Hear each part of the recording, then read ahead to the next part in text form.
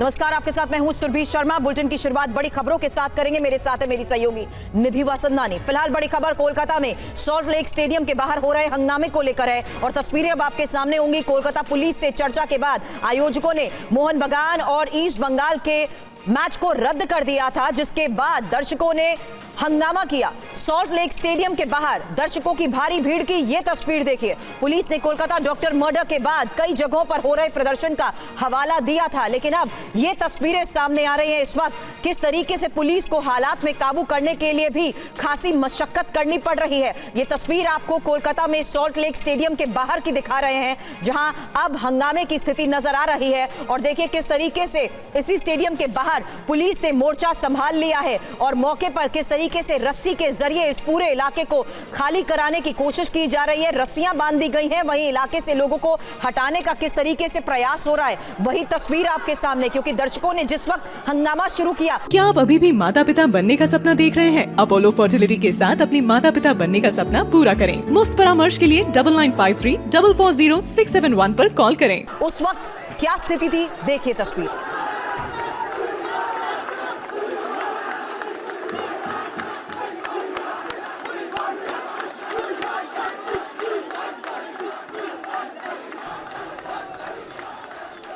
हालांकि law and order की स्थिति को देखते हुए आयोजकों के साथ आज बैठक को लेकर भी खबर थी और यही वजह है कि आयोजकों ने मोहन बगान और ईस्ट बंगाल के मैच को रद्द करने का भी फैसला लिया था। उसी के बाद दर्शकों ने किस तरीके से हंगामा शुरू कर दिया वही तस्वीर आपको दिखा रहे हैं। सॉल्ट लेक स्टेडियम के बाहर दर्शकों की ये भारी भीड़ और उस दौरान हुए हंगामे की ही ये लेटेस्ट तस्वीरें सामने आ रही है। रविशंकर दत्ता हमारे सहयोगी इस वक्त हमें ज्वाइन कर चुके हैं। इस वक्त स्थिति क्या है रवि? देखिए, आज ईस्ट बंगाल और मोहन बगान का मैच होने वाला था, जिसको हम डर्बी कहते हैं। पूरा देश में सबसे बड़ी फुटबॉल कॉन्टेस्ट अगर होता है तो ईस्ट बंगाल मोहन बगान के बीच, लेकिन हंगामा हो सकता है आर्टिकल को लेके। इसके चलते पुलिस ने पहले ही कैंसिल कर दिया था। तो आपस में लड़ने वाले ईस्ट बंगाल और मोहन बगान के समर्थक उन्होंने ठीक किया कि हम एक साथ जाएंगे और जाके वहां पे एक मैच खेलेंगे और पूरा कार्यकर्ता घटना का प्रोटेस्ट करेंगे। लेकिन जैसे वहां पे पहुंचा, पुलिस उन लोगों को हटाने के लिए वहां पे उनके पीछे भागे और लाठीचार्ज वहां पे हुआ, जिसके चलते प्रोटेस्ट वहां पे एक टर्न लिया जो कि सरकार के खिलाफ हुआ। अब पूरा चीज तो खेल का मैदान है, लेकिन फिर भी इकट्ठे सॉल्ट लेक में ये जो आर्जिकल का घटना हुआ है रेप एंड मर्डर में, इसका प्रोटेस्ट करने के चलते ये पूरा घटना घटा है। और फुटबॉल समर्थक जो है वो खेल के मैदान से अपना आवाज उठाना चाहते थे कि पश्चिम बंगाल में ये चीज होना नहीं चाहिए। बिल्कुल, नजर बनाए रखें हालात पर। इस बारे में आगे भी आपसे अपडेट लेंगे। फिलहाल सॉल्ट लेक स्टेडियम के बाहर पुलिस बल की तैनाती के बारे में हमारे सहयोगी जानकारी दे रहे हैं और किस तरीके से इस वक्त भारी सुरक्षा घेरे के तहत ही लोगों को स्टेडियम के बाहर से हटाने का प्रयास किया जा रहा है, उसकी तस्वीर आपके सामने। तो फुटबॉल मैच रद्द होने के बावजूद दर्शकों की यहां पर मौजूदगी और दर्शकों के हंगामे के बाद किस तरीके से हालात बेकाबू हो गए, यही इस वक्त की तस्वीरें हैं, जहां अब पुलिस को इन सभी को हटाने के लिए खासी मशक्कत करनी पड़ी। फुटबॉल मैच रद्द हुआ है और जो हवाला दिया जा रहा है लॉ एंड ऑर्डर का हवाला दिया जा रहा है, लेकिन आप देख रहे हैं पुलिस इस वक्त लाठियां बरसाती हुई भी दिख रही है, लोगों को खदेड़ती हुई दिख रही है ताकि माहौल खराब ना हो। इस मामले में आप देख रहे हैं भीड़ बहुत ज्यादा थी और भारी पुलिस बल भी तैनात था, लोगों का प्रदर्शन भी हो रहा था। सॉल्ट लेक स्टेडियम कोलकाता के बाहर की तस्वीरें आपको दिखा रहे हैं। जब मैच रद्द हो गया तो उसके बाद जो दर्शक रहे उनका जबरदस्त हंगामा देखने को मिला।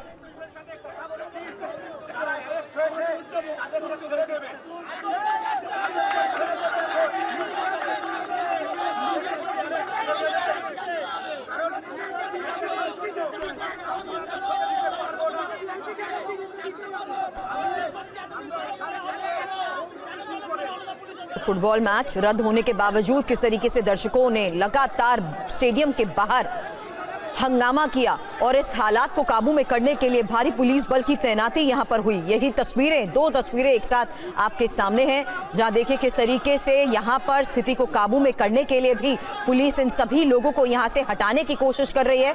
ये वो दर्शक हैं जो कि मैच देखने के लिए आए थे, लेकिन आपको बता दें लॉ एंड ऑर्डर की सिचुएशन को देखते हुए ही आयोजकों के साथ एक महत्वपूर्ण बैठक मैच से पहले हुई थी, जिसके बाद इस मैच को रद्द करने का फैसला लिया गया था। लेकिन दर्शकों की भारी भीड़ स्टेडियम के बाहर और सॉल्ट लेक इलाके में ही स्टेडियम के बाहर इस वक्त दर्शक जिस तरीके से जुटे हुए हैं और इस पूरे मामले को लेकर विरोध जता रहे हैं, सवाल उठा रहे हैं, उसी दौरान लोगों की इस भारी भीड़ पर काबू पाने के लिए पुलिस को भी खासी मशक्कत करनी पड़ी। हालांकि पुलिस की तरफ से पहले कोशिश ये थी कि इन सभी लोगों को समझाकर इस पूरे इलाके से हटा लिया जाए, इस एरिया को खाली करा लिया जाए, क्योंकि ये सॉल्ट लेक स्टेडियम के बाहर दर्शकों की वो भारी भीड़ थी जो इस पूरे मामले पर विरोध जताने लगी। और लॉ एंड ऑर्डर की सिचुएशन को देखते हुए, क्योंकि आज मैच को रद्द करने का फैसला लिया गया था, इसलिए कोशिश पहले यह की जा रही थी कि जो दर्शक स्टेडियम के बाहर मौजूद थे उन्हें यहां से हटा लिया जाए, लेकिन ऐसा संभव ना हो सका क्योंकि हंगामा यहां पर शुरू हो गया और इस हंगामे के बाद पुलिस को हालात को काबू में करना पड़ा। जी हाँ, डूरन कप का ये मैच रहा मोहन बागान और ईस्ट बंगाल के बीच में सॉल्ट लेक स्टेडियम में, लेकिन इसे कैंसिल कर दिया गया है। लगातार नारेबाजी चल रही थी, सरकार के खिलाफ भी जबरदस्त नारे लगाए जा रहे थे और इस मामले में एहतियातन ये बड़ा कदम उठाया है लॉ एंड ऑर्डर के मद्देनजर। आपको बता दें कोलकाता रेप मर्डर केस पर इस वक्त की एक और बड़ी खबर आ रही है। सुप्रीम कोर्ट ने मामले का खुद संज्ञान लिया है, स्वतः संज्ञान लिया है। मंगलवार को 3 जजों की बेंच अब इस पर सुनवाई करेगी। सीजीआई की अध्यक्षता वाली बेंच सुनवाई करेगी इस मामले में। 9 अगस्त को रेप मर्डर की जांच जारी है, सीबीआई जांच कर रही है। हाईकोर्ट के आदेश पर सीबीआई की जांच जारी है, लेकिन इस बीच सुप्रीम कोर्ट ने इस मामले का देश की सर्वोच्च अदालत ने स्वतः संज्ञान लिया है और अब इस पर सुनवाई मंगलवार को होगी। और ज्यादा जानकारी जितेंद्र भाटी इस वक्त हमारे साथ जुड़ गए हैं, वो दे रहे हैं। जितेंद्र, सुप्रीम कोर्ट ने इस मामले को स्वतः संज्ञान में लिया है और खुद इसका फैसला लिया कि अब सुनवाई ट्यूसडे को होनी है, यानी मंगलवार को होनी है। क्या कुछ कोर्ट की तरफ से आगे उठाया जाएगा इस मामले में? बिल्कुल, देखिए जिस तरीके से 9 अगस्त को कोलकाता के आरजीकर अस्पताल में एक ट्रेनी डॉक्टर की निर्मम तरीके से हत्या की गई बलात्कार के, इसके बाद पूरे देश में उबाल है। ये मामला देश की सर्वोच्च अदालत में पहुंच चुका है और यहाँ पर खुद कोर्ट ने इस मामले में सुमोटो लिया है। चीफ जस्टिस की अगुवाई में 3 जो की बेंच है वो इस मामले में मंगलवार को सुनवाई करेगी। देखिए सोमवार को भी सुनवाई हो सकती थी, लेकिन क्योंकि रक्षाबंधन के मौके पर सुप्रीम कोर्ट बंद है तो ऐसे में मंगलवार को सुनवाई होगी। आपको बता दें इससे पहले भी एक याचिका जो है वो सुप्रीम कोर्ट में दाखिल की गई थी। इसमें कहा गया था कि जो पीड़िता है उसकी नाम, पहचान और फोटो जो है वो सोशल मीडिया पर उजागर किया जा रहा है, तो उस पर भी कोर्ट निर्देश दे कि उन फोटो को हटाया जाए। लेकिन क्योंकि जिस तरीके से मामला हुआ है, सामने आया है, जिसके ऊपर पूरे देश से झकझोर दिया है, तमाम जो डॉक्टर्स है वो सुरक्षा को लेकर के सड़कों पर उतर चुके हैं, तो ऐसे में सुप्रीम कोर्ट ने भी इस मामले में सोमोटो लिया है, इस पर कॉग्निजेंस लिया है और अब मंगलवार को इस मामले में सुप्रीम कोर्ट सुनवाई करेगा। हालांकि कोलकाता से पुलिस से जांच लेकर सीबीआई को सौंप दी गई है। जो मुख्य इसमें अभी जो आरोपी गिरफ्तार किया गया संजय रॉय, सीबीआई उसका साइकोलॉजिकल टेस्ट कर रही है ये पता लगाने के लिए कि जो बयान दे रहा है, जो कुछ कह रहा है, उसकी मनोस्थिति क्या है या फिर वो जो कह रहा है उसमें कितनी सच्चाई है। क्योंकि ये भी आरोप लगाए जा रहे हैं कि कुछ बड़ों चेहरों को बचाने के लिए जो संजय रॉय है उसको सामने रखा जा सकता है। तो तमाम आरोपों की जांच जो है वो सीबीआई कर रही है। लेकिन अब देखना होगा सुप्रीम कोर्ट क्या इसमें आगे निर्देश देता है, क्योंकि सबसे प्रीमियर एजेंसी जो सीबीआई है उसको फिलहाल इस मामले की जांच सौंपी गई है। शुक्रिया जीत, आगे भी इस बारे में आपसे अपडेट लेंगे। जीत हमारे सहयोगी बता रहे थे कि किस तरीके से सुप्रीम कोर्ट ने स्वतः संज्ञान लिया और 20 अगस्त को मामले की सुनवाई होगी। लेकिन इस बीच लगातार बने हालात की एक तस्वीर आपको टीवी9 भारतवर्ष दिखा रहा है। ये कोलकाता में सीधे आपके सामने सॉल्ट लेक स्टेडियम के बाहर की तस्वीर है।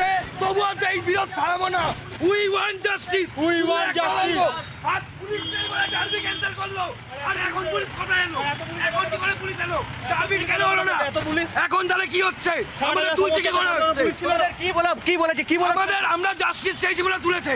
তোমাদের তো প্রথমে বলেছিল যে সল্ট লেক স্টেডিয়ামের থেকে 200 মিটার বাইরে জমায়েত করে, তোমরা তো সেখানে জমায়েত, আমরা 200 মিটার বাইরে জমায়েত করছিলাম, তবুও তুলেছে। ওদের হয়নি, ওরা বুঝতে পারছে যে এই জাস্টিস না দিলে এই জিনিস চলবে না। আর আমরা থামবো না, যতক্ষণ অবধি রক্ত থাকবে ততক্ষণ অবধি লড়াই করে যাবো। আমরা সবাই একসাথে আছি। ইস্ট বেঙ্গল, মোহনবাগান, মোহামেডান আরো শয়ে লাখে লাখে দর্শক আসবে, সবাই আসবে আর সবাই লড়বো আমরা। উই ওয়ান্ট জাস্টিস, আর কিছু বলতে হয় না। মহিলা সমর্থকদেরও কার্যত টানতে আজকে আমরা যে সবাই ধরা পড়েছি, আমি চাই সমস্ত মহিলারা থানা ঘেরাও করুক, সবাই আমাদের জন্য আসুক, কিন্তু এটা সবার জন্য লড়াই, আমাদের একার না, সবার লড়াই এটা। একেবারে এরকম বেঙ্গল কেমিক্যাল পর্যন্ত। रविशंकर दत्ता इस वक्त हमारे सहयोगी हमारे साथ हैं। रवि, क्या अब यहां से लोगों को बसों में भरकर हटाने की कोशिश की जा रही है? जी बिल्कुल। देखिए, कोलकाता पुलिस की तरफ से ये जो मूव लिया गया, ये समझ में किसी को नहीं आ रहा है क्यों मूव ले गया, क्योंकि अगर ये प्रोटेस्ट आज डार्बी जो है ये आज खेलने दिया जाता तो ये प्रोटेस्ट सॉल्ट लेक स्टेडियम के अंदर होता और यहाँ पे कोई राइवलरी नहीं होता, क्योंकि ईस्ट बंगाल और मोहन बागान दो जो समर्थक है फुटबॉल टीम का एक साथ प्रोटेस्ट करते और वो शांतिपूर्ण प्रोटेस्ट होगा। लेकिन शहर के स्टेडियम से बाहर 200 मीटर दूर यहाँ पे जो प्रोटेस्ट करवाने की वो अनुमति दिए थे वो वायलेंट हो गया। कोलकाता पुलिस इसको संभालने के लिए क्यों यहाँ पे उनके पीछे भागे या तो फिर उनको भगाने की कोशिश की, जैसे हम बाइक में सुन रहे थे, ये वी वांट जस्टिस की बात कह रहे थे कि जो महिला कोलकाता के शहर में चलता है हर किसी के साथ ये न्याय हो, इसी को मांगते हुए इन लोग प्रोटेस्ट कर रहे थे। और ये कहा जा रहा है कि महिला सारे जो पुलिस स्टेशन से वो कल यहाँ पे उसको वहाँ पे प्रोटेस्ट डेमोन्स्ट्रेशन करे। तो ये पूरा चीज कोलकाता पुलिस के हाथ से बाहर जाते हुए देखा हमने।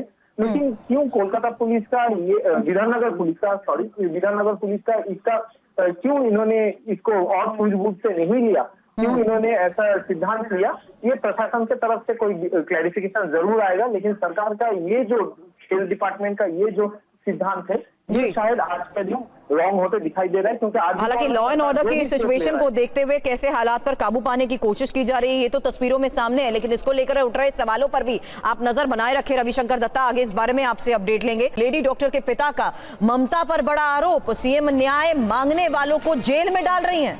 विभाग या कॉलेज किसी ने मदद नहीं की है, पूरा विभाग मामले में शामिल। 3 शव, लेकिन हमारी बेटी का शव पहले जला दिया।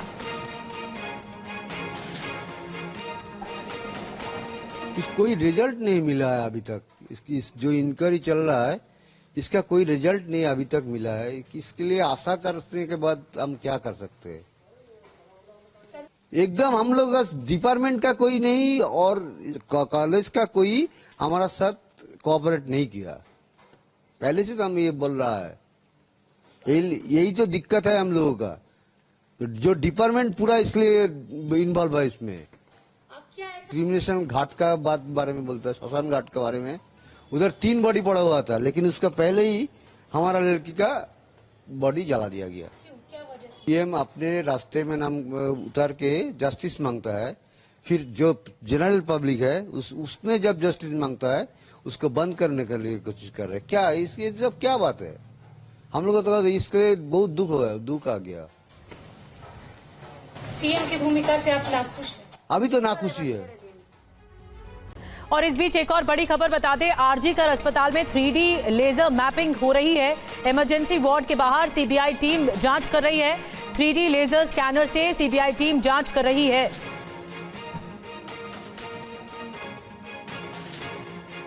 तो इस केस से जुड़ी हुई हर एक परत खोली जा रही है। 3D लेजर स्कैनर से जांच की जा रही है पूरे अस्पताल की। सीबीआई की टीम मौजूद है और लेजर मैपिंग कराई जा रही है।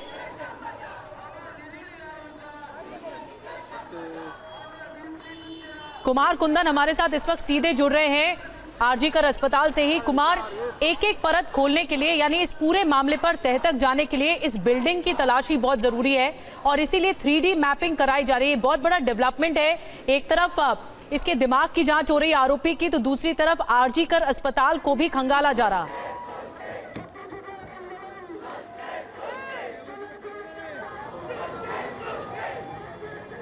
कुमार,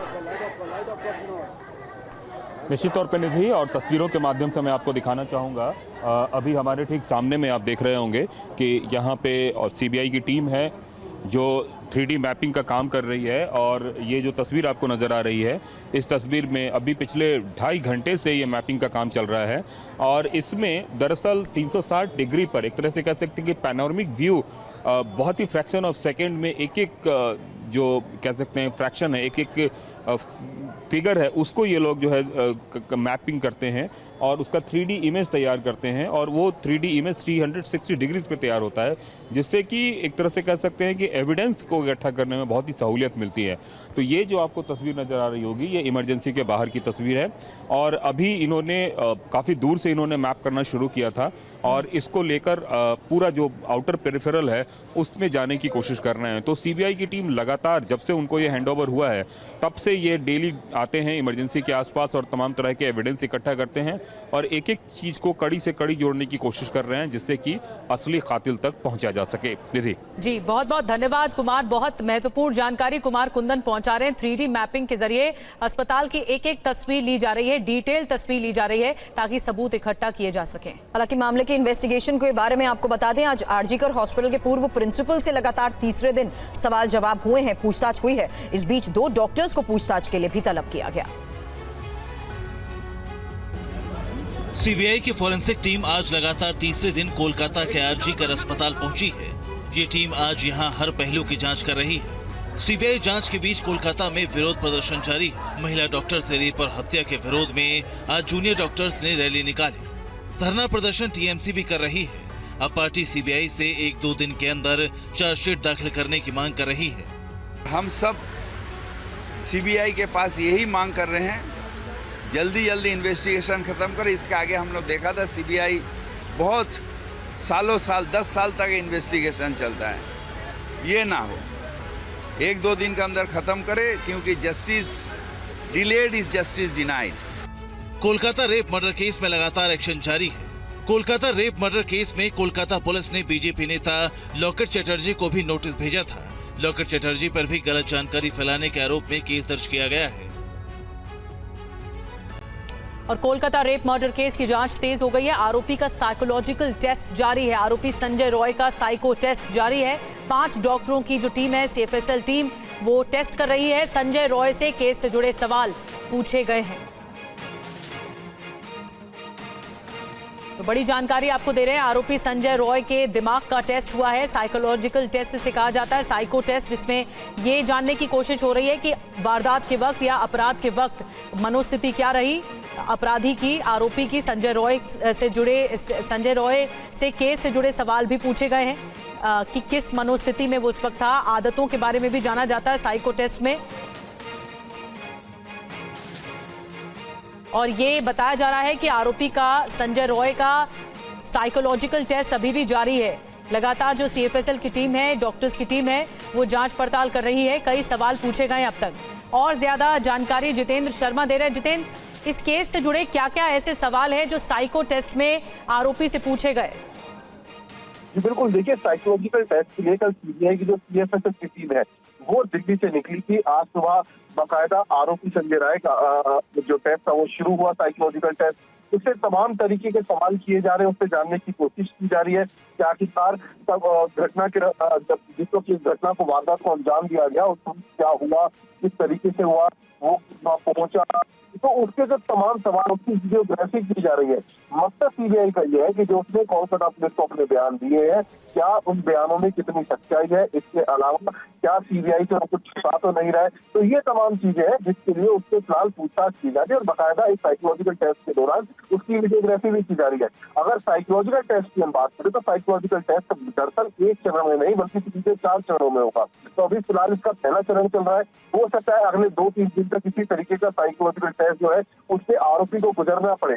इस दौरान सीबीआई ये भी जानना चाहेगी कि कहीं कुछ ऐसा तथ्य तो नहीं है जो छिपा रहा हो, क्या इसमें सिर्फ उसकी इन्वॉल्वमेंट है या फिर इससे ज्यादा कुछ और लोग इसके अंदर शामिल है। तो ये वो तमाम चीजें हैं जो उससे जानने की फिलहाल कोशिश की जा रही है। जी चलिए, तो फिलहाल उस व्यक्ति की मानसिक, भावनात्मक और व्यवहार संबंधी के बारे में जानने की साइकोलॉजिकल टेस्ट के जरिए कोशिश जरूर की जा रही है। जितेंद्र, नजर बनाए रखें क्योंकि अभी तक उसकी तरफ से जो कुछ बताया गया है वो कितना सही है ये भी इसी साइकोलॉजिकल टेस्ट के आधार पर आने वाले वक्त में सामने आ सकता है। इस बीच एक और खबर यह है कि टीएमसी सांसद सुखेंदु शेखर ने अपने पोस्ट को डिलीट कर दिया है। कोलकाता पुलिस के सम्मन के बाद पोस्ट डिलीट को लेकर भी खबर है। कोलकाता पुलिस कमिश्नर पर सवाल उठाए गए थे, पूर्व प्रिंसिपल पर सुखेंदु ने सवाल उठाए थे, सुसाइड की थ्योरी पर सवाल उठाए थे।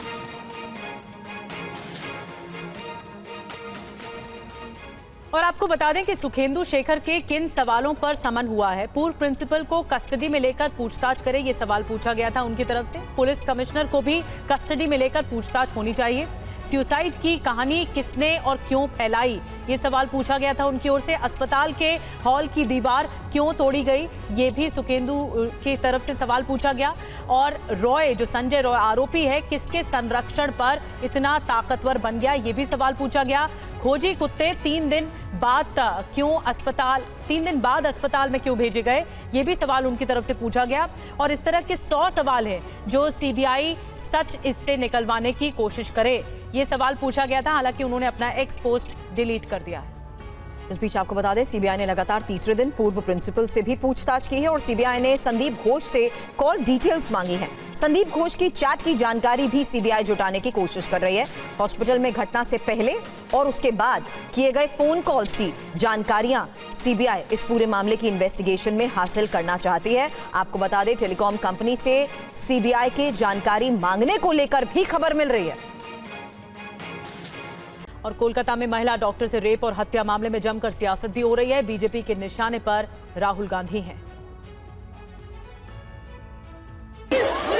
कोलकाता में महिला डॉक्टर के साथ हुई हैवानियत के बाद वो नेता निशाने पर हैं जो अभी तक परिजनों का हाल जानने नहीं पहुंचे हैं। बीजेपी कांग्रेस और समाजवादी पार्टी पर हमलावर है और राहुल गांधी से बंगाल नहीं आने पर सवाल पूछा है। Rahul Gandhi, leaders like Priyanka Gandhi Vadra who says लड़की हूँ लड़ सकती हूँ, leaders like Akhilesh, they are hypocrites, leaders with double standardness.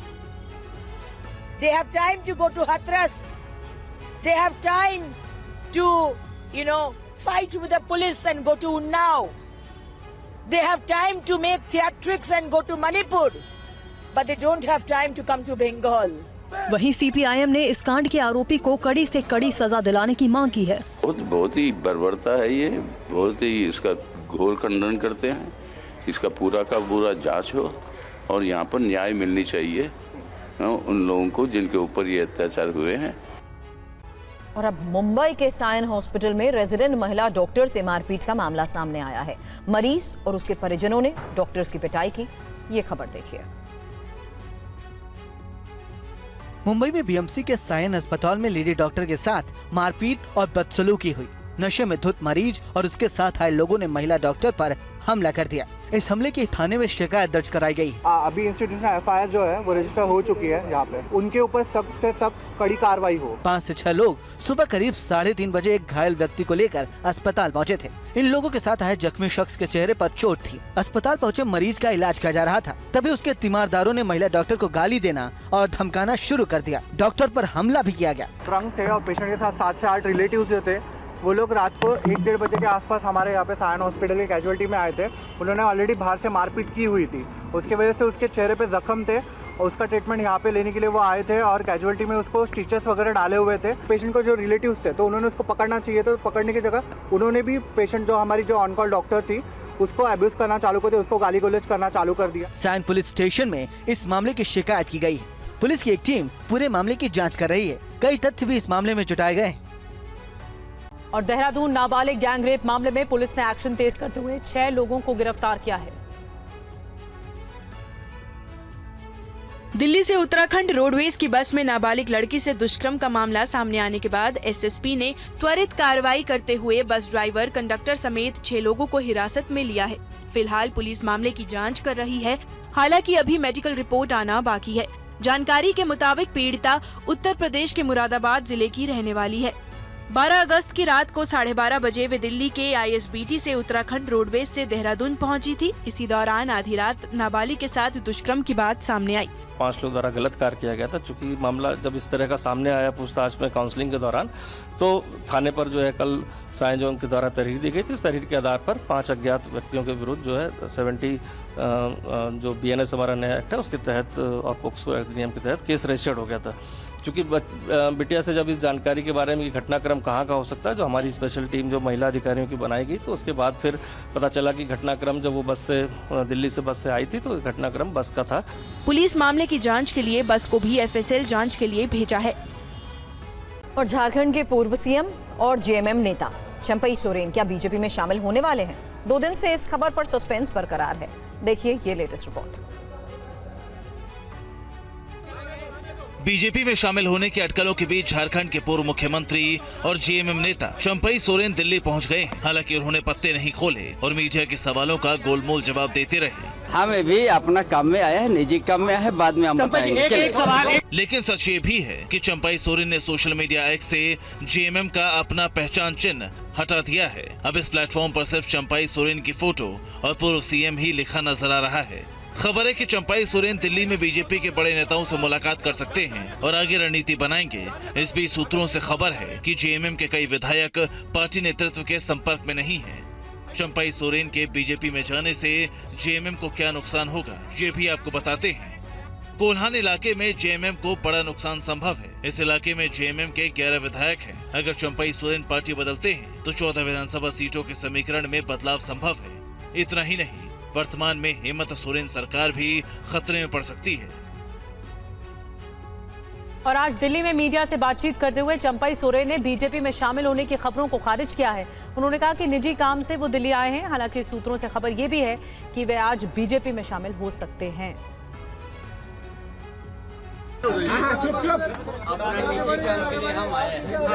एक मिनट चुप। जी सर, जी सर। हमारा बच्ची रहता है, उससे देखने के लिए आया जी। हाँ, तमाम जो बातें चल रही हैं इसीलिए हाँ, अपना निजी काम है, दिल्ली आना जाना होते रहता। आज भी हम आए हैं जी। शामिल होने की अधिकारी से आप कलकत्ता में मिले, वहाँ क्या कुछ बात हुई? कलकत्ता में बीजेपी के नेताओं से देखिए, अभी हम जहाँ पर है वहीं पर है जी। हाँ, और अपना निजी काम में दिल्ली आए। लेकिन सर बीजेपी ज्वाइन करेंगे, बीजेपी ज्वाइन कर रहे हैं या नहीं? हाँ या ना सर, ये तो क्लियर कर सकते हैं आप। देखिए, हमने बोल दिया जहाँ पर अभी है वहीं पर है। आप लोग जैसे हमको सवाल करते जा रहा है ना जी सर, हम उसमें क्या कहेंगे कि हम जो स्पेशल हम जो बोल दिया, हम निजी काम के लिए काम में आए हैं और हम जहाँ पर है वहीं पर है। हम अभी किसी से मुलाकात नहीं हुआ है। और खबर यह भी है कि केंद्र सरकार के मंत्रालयों में उच्च पदों पर सीधी भर्ती के फैसले पर सियासत तेज हो गई है। राहुल गांधी, अखिलेश और मायावती ने इस फैसले पर कैसे विरोध जताया, देखिए इस रिपोर्ट में। यूपीएससी ने जैसे ही ये विज्ञापन निकाला, सियासी सरगर्मी बढ़ गई। विज्ञापन में संयुक्त सचिव और डिप्टी सचिव के 45 पदों पर नियुक्ति के लिए सीधी भर्ती निकाली गई है। राहुल गांधी ने इसका विरोध किया और कहा, नरेंद्र मोदी संघ लोक सेवा आयोग की जगह राष्ट्रीय स्वयंसेवक संघ के जरिए लोक सेवकों की भर्ती कर संविधान पर हमला कर रहे हैं। एससी, एसटी और ओबीसी वर्ग का आरक्षण छीना जा रहा है। आईएएस का निजीकरण आरक्षण खत्म करने की मोदी की गारंटी है।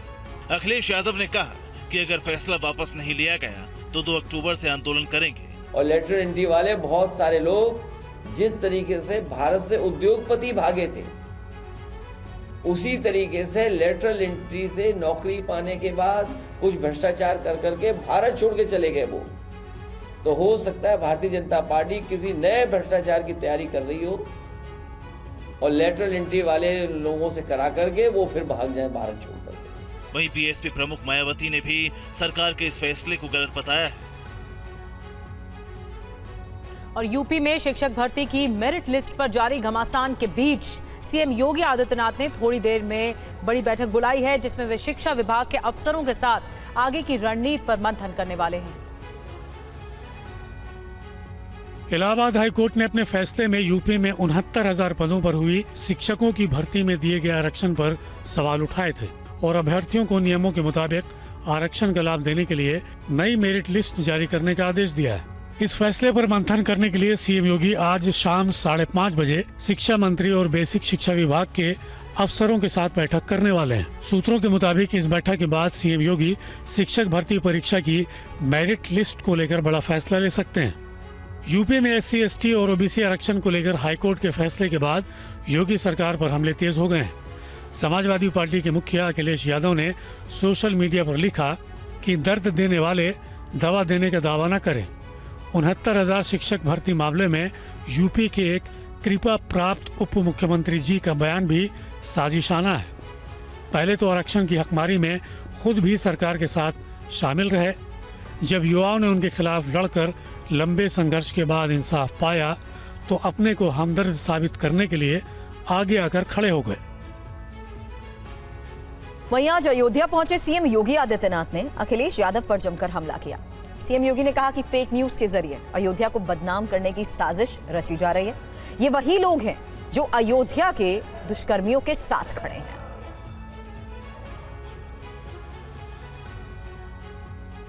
सीएम योगी आचार्य नरेंद्र देव कृष्ण एवं प्रौद्योगिक विश्वविद्यालय में आयोजित वृहद रोजगार मेले का संबोधन कर रहे थे।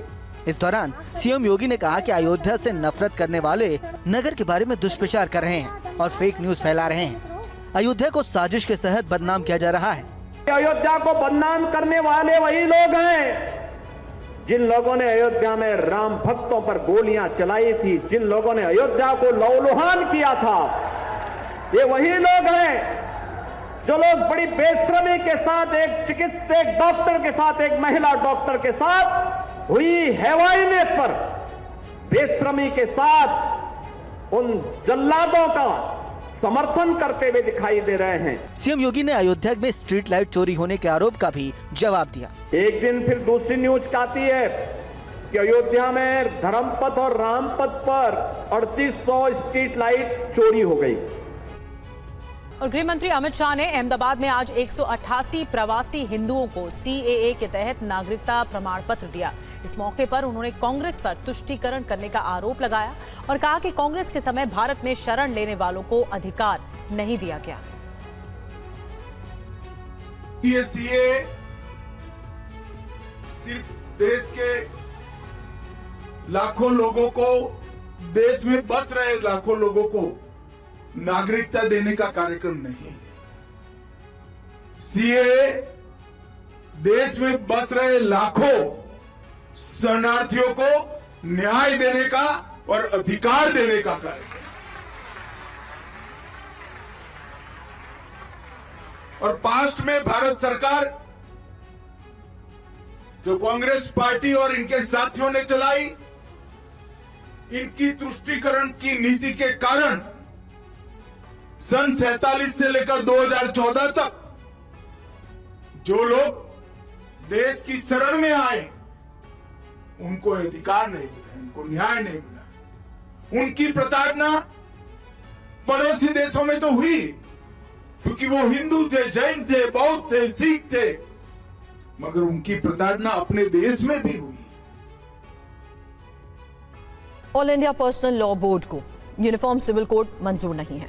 बोर्ड की दलील है कि ये शरिया कानून में दखल है।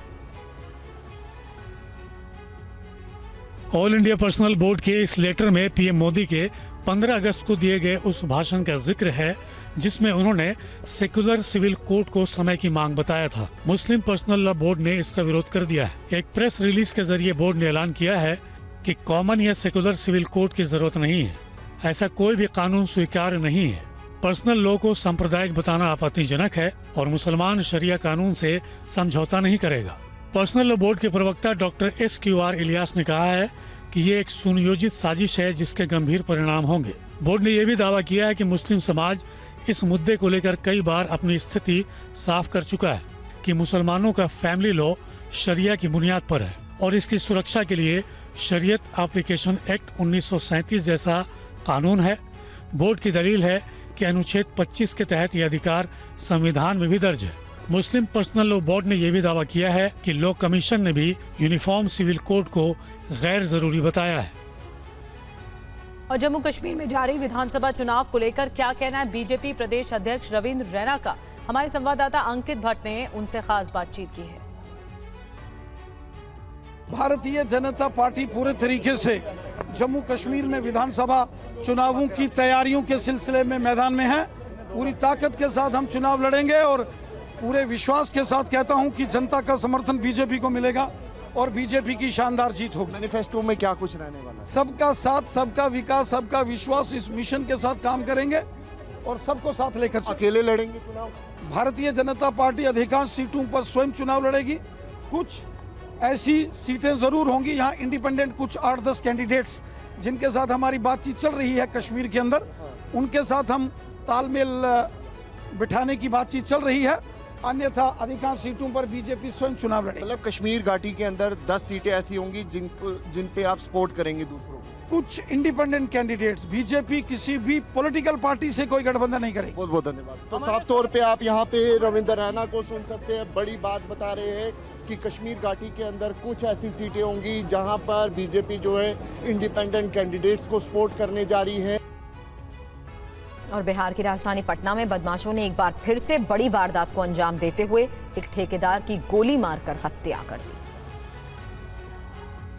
घटना का सीसीटीवी फुटेज भी सामने आया है। तस्वीरों में देखा जा सकता है 4 शख्स वारदात को अंजाम देने के बाद गलियों से गुजर रहे हैं। मृतक की पहचान शंकर वर्मा के रूप में हुई है, जिन्हें सुल्तानगंज थाना क्षेत्र के रानीघाट इलाके में आरोपियों ने गोलियों से भून डाला। हत्या के पीछे पुरानी रंजिश की बात कही जा रही है। शंकर वर्मा खुद भी आपराधिक चरित्र का था, उनके खिलाफ भी कई मामले दर्ज हैं।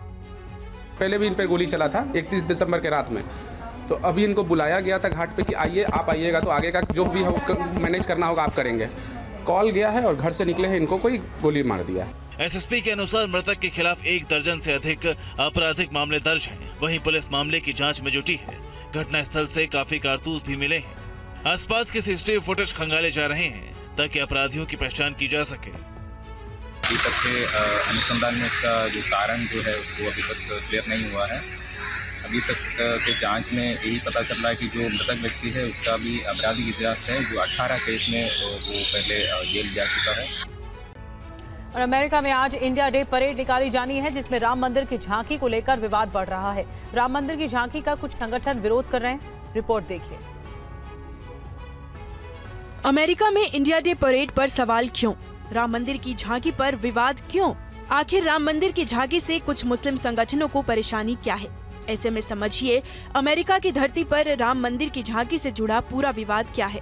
दरअसल आज अमेरिका में इंडिया डे परेड निकलने वाली है। इस मौके पर राम मंदिर की झांकी भी निकालने की तैयारी है। इसी झांकी पर कई संगठनों ने ऐतराज जताया। इंडिया डे परेड में राम मंदिर की झांकी के खिलाफ न्यूयॉर्क के मेयर गवर्नर और गवर्नर को चिट्ठी लिखी और झांकी पर रोक लगाने की मांग की। राम मंदिर की झांकी को इन संगठनों ने मुस्लिम विरोधी बताया। अमेरिका के मुस्लिम समुदाय से जुड़े इन संगठनों की दलील है कि झांकी में अयोध्या में बने राम मंदिर को दिखाया गया है। इन संगठनों के मुताबिक अयोध्या में राम मंदिर को एक विवादित मस्जिद के ऊपर बनाया गया है। इन दलीलों के आधार पर राम मंदिर की झांकी को अमेरिका में इंडिया डे परेड से हटाने की मांग की गई है, तो हिंदू संगठनों ने इस ऐतराज को गलत बताते हुए राम मंदिर की झांकी को इजाजत देने की मांग की है। हिंदुओं की दलील है कि सब कुछ नियमों और कानून के मुताबिक हो रहा है। आपको बता दें, न्यूयॉर्क में इंडिया डे परेड का इतिहास 40 साल से भी ज्यादा पुराना है, मगर ये सालाना परेड इस साल विवादों में फंस गई है। ऐसे में दोनों पक्षों की दलील क्या है, इस रिपोर्ट में समझिए। न्यूयॉर्क में इंडिया डे परेड के लिए रामलला की झांकी तैयार है। बस न्यूयॉर्क के मेयर एरिड एडम्स और न्यूयॉर्क की गवर्नर कैथी होचुल से हरी झंडी मिलने का इंतजार है। हिंदू संगठनों ने भी दलील पेश की है। रामलला की झांकी सनातन पूजा स्थल का प्रतिनिधित्व करती है। रामलला की झांकी से हिंदू पहचान के देवता का महिमा मंडन किया जा रहा है। इंडिया डे परेड में निकलने वाली राम मंदिर की झांकी अभिव्यक्ति की आजादी का प्रतीक है। इस परेड में विभिन्न समुदायों की झांकियां शामिल होंगी, इसमें कुछ गलत नहीं है। अब न्यूयॉर्क में राम मंदिर की झांकी का विरोध करने वाले council on American Islamic relations, Indian American Muslim council और हिंदू फॉर ह्यूमन राइट्स का पक्ष भी जान लीजिए। इन संगठनों का कहना है कि इस झांकी से बाबरी मस्जिद गिराने का महिमा मंडन किया जा रहा है। इससे हिंदू राष्ट्रवादी विचारधारा को बढ़ावा मिलेगा। हिंदू विचारधारा को भारतीय पहचान बताया जा रहा है, मगर भारत एक धर्मनिरपेक्ष देश है। वहीं आज न्यूयॉर्क में होने वाली इंडिया डे परेड में देश की कई हस्तियां शिरकत कर रही हैं। केंद्रीय मंत्री गिरिराज सिंह ने इस मामले पर कांग्रेस पर सवाल उठाए हैं। देखिए पूरी खबर क्या है। तस्वीरें न्यूयॉर्क पहुंचे बीजेपी सांसद मनोज तिवारी की हैं। मनोज तिवारी आज अमेरिका में हो रही इंडिया डे परेड में शामिल हो रहे हैं। उन्होंने कहा कि न्यूयॉर्क में आज भारतीय स्वतंत्रता दिवस समारोह हो रहा है। भारतीय समय अनुसार करीब रात 8 बजे इस समारोह में वो शिरकत करेंगे। उन्होंने कहा कि अमेरिका में हो रही इंडिया डे परेड पर हर भारतीय को गर्व है। अमेरिका में हर साल होने वाले इंडिया डे परेड में नामी हस्तियां शामिल होती रही हैं। इस साल भी भारत से कई हस्तियां न्यूयॉर्क पहुंची हुई हैं। तो इंडिया डे परेड में राम मंदिर की झांकी पर उठे विवाद को केंद्रीय मंत्री गिरिराज सिंह ने सियासी खेल बताया। उन्होंने कहा कि राहुल गांधी और कांग्रेस ने देश में भी राम मंदिर का विरोध किया था। अब उनका इकोसिस्टम न्यूयॉर्क में भी काम कर रहा है। जिनके साथ बैठ करके राहुल गांधी चाय पीते हैं और भारत को बदनाम करते हैं, वही संगठन है। ये राहुल जी का संगठन है। तो वो तो यहाँ भी विरोध किए थे राम मंदिर का, वहाँ भी विरोध कर रहे हैं।